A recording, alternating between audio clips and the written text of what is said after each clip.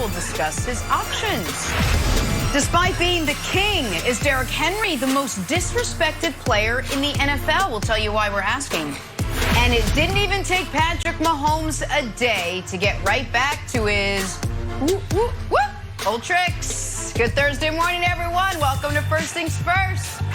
Jenna Wolf, we got Joy Taylor in for Nick Wright this morning. Joy, good morning to you. Brandon Marshall, Kevin Wiles. You still impressed by the no-look passes, Joy? Or are they getting like a little old at this point? How can that get old? Look at that. It's amazing. It's become commonplace for Patrick Mahomes already. I'm used to it. I need to see more. Impress me harder.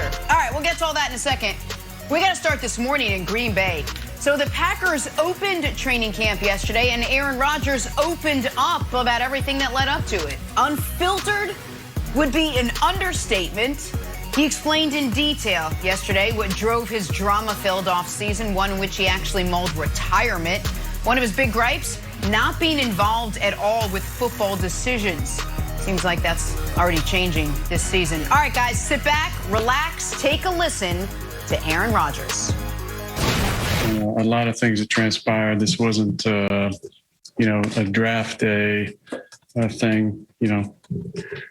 This was started with a conversation in February at the season ended.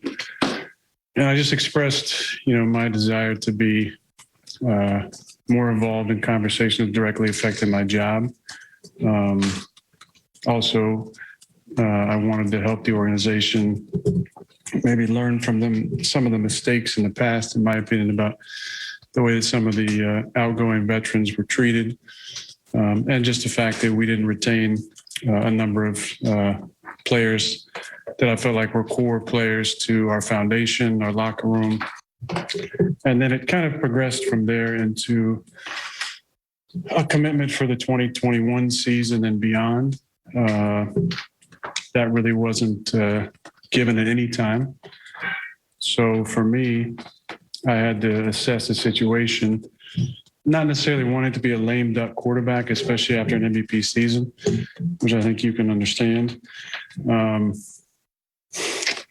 then the other part in February was wanting to be a part of conversations involving free agents, which has never happened in my career. If you can't commit to me past 2021, and I'm not a part of recruiting process and free agency, if I'm not a part of the future, then instead of letting me be a lame duck quarterback, if you want to make a change and move forward, then go ahead and do it. That obviously didn't happen. I said it wasn't about the money, and the way that felt, kind of just doubled down on that. Nothing really changed throughout the summer.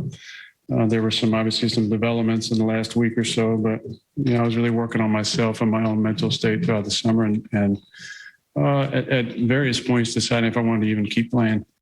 But the fire still burns, and I wanted to be on a football team, and we got some things figured out in the last few days, and I'm here. Everyone in that press conference was like, well, my job here is done. There was a lot there, Brandon. He really opened up. He gave you everything of what sort of transpired in his head the last couple of weeks, months. What was your reaction to what Rodgers said yesterday? Hey, I love it. Joy, I think they call you, what did Uncle Shannon give you the nickname? Queen Petty. What did he say? You're Queen Petty? Well, they call me Messy B. I'm Messy B. I love all of this, Queen Petty. Like, this is who I am. This is what I think the NFL needs to be, the MLB needs to be. We need more of this. We need more real, authentic conversations. There's been this shift in power over the last year, racial tension soaring in 2020. We're also talking about COVID-19, the players and the owners going head to head, and we're trying to figure out what is this? Like, we need guys like Aaron Rodgers to be more real, more authentic. The owners can always hide behind the curtain and say, you know what? He's paid well. You know what? This thing is called a team. You need to sacrifice. Well, here's the deal. Everybody watching right now needs to go and watch, after our show, all 31 minutes and 39 seconds of Aaron Rodgers' press conference. This was so deep. This was so real. I mean, it was cool to watch, and I watched all of it. So here's the deal. what's happening in the National Football League right now, Joy, it's not this shift of power. It's really Aaron Rodgers and others are redefining what an NFL player is. Before, it's like, hey, you're a player, shut your mouth, go sit in the corner. This isn't the LeBron James conversation. I'm more than a player. I'm more than an athlete. That's not this. For so long, we've been telling our players, you know what, just go come in and do your job. We got everything else. And what Aaron Rodgers is saying is no, that's not going to happen. Russell Wilson is saying, no, that's not going to happen. We want a seat at the table, and we want a seat at the table now. In the National Football League, we talk about guys being put in boxes and being institutionalized. And these guys are now saying, you know what, we are the most powerful piece in this whole entity, and now we're going to use that as leverage to actually be a part of the discussion, to be a part of the bigger business.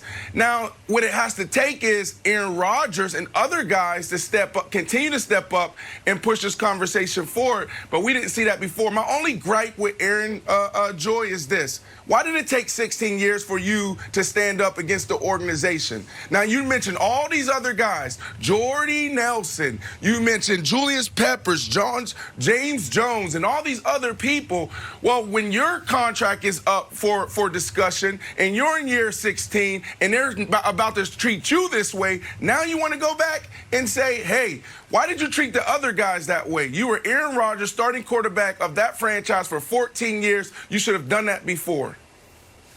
Well, two things. One, I would say it's the Tom Brady effect, which is my initial thought on why all of this is happening, and I'll get to that in a second. And second, I would say sometimes, you can't truly empathize until you're in that situation. So, you can say you support the other guys, and I'm sure he does, but maybe, this is the part of the reason why he is standing up the way he is now is because, like you said, now he's the guy who they're kind of phasing out of the organization. Trying to push out, yeah. Right. Now, he's been a great company man for a very long time, and now he's in a different situation, and he's realizing, hey, wait a minute. I'm Aaron Rodgers. You can't do this to me. And he's played his cards. I thought he was brilliant yesterday. You were watching an intelligent person play their hands brilliantly. He wasn't emotional, but had just enough humility. He made great points.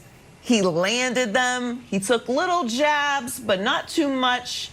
And he kept it real. I mean, it was a masterclass in, he read them to the T, honey. Oh, I loved it. I was here for every second of it and enjoyed it. Because we have been through a lot. Oh, I loved it. But it was really measured. It was really measured. It was really transparent. And I thought he really got his point across from his mouth, which I think was important. I didn't know how Aaron Rodgers was going to handle it. I always thought he was going to be in training camp, but was he going to continue this sort of passive-aggressive, speaking through other people, all of this mess that we've all talked about all offseason? But he didn't. He went straight for it, stood in front of the media, gave everyone his thoughts, what was going on, what he wanted, what he asked for, what he felt. And I thought he was very almost relatable. I mean, if I'm a Packers fan, how can you watch that and feel like, wait a minute. Right. Aaron Rodgers might know a thing or two about this organization now that I think about it. So I thought he nailed it. It was a really crazy offseason for the Packers and for Aaron Rodgers. He stood up there. We got it straight from him, what he was feeling. And I don't think he's wrong. I don't think there's a winner and loser overall in the situation. I do think the front office took an L yesterday, but the compromise that these two parties have come to has set the Packers up to have their last dance. I do think this is the end for Aaron Rodgers in Green Bay. We'll see, and we'll talk about that later. But I thought yesterday was a really good day for Aaron Rodgers. Yeah, so Joy, you mentioned Tom Brady, and I think you and I picked up on a similar vibe. Brandon, I thought the specter of Tom Brady hung over that entire news conference, both from two organizations that Brady played for. One is the Patriots, because the way that Aaron Rodgers was describing how the Packers organization ran, which is you don't get a lot of input on the personnel decisions, and we're going to cut guys before they're sort of done with they still have more left in the tank, but we're going to cut them, and we're going to try to save money. That's how the Patriots work. That is a successful plan if you have Bill Belichick pulling the strings. You also have to back it up. You got to win 6 Super Bowls.